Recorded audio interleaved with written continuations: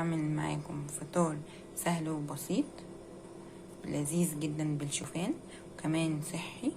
انا معايا موزاية ومعايا هنا 4 معالق كبار من الشوفان، وهاخد معلقة عسل.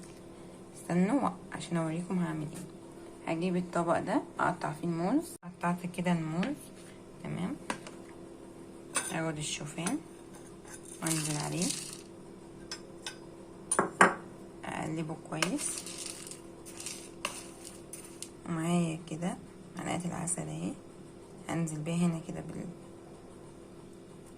انزل عليها بالشوفان وهقلبها كويس مع الموز.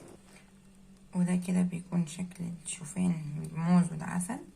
باخد معاه كوبايه الميه دي بشربها قبل الفطار، قبل ما بفطر. لو عجبكم الفيديو متنسوش تحطوا لايك واشتراك في القناه، واستنوا مني بقى وصفات تانية بالشوفان.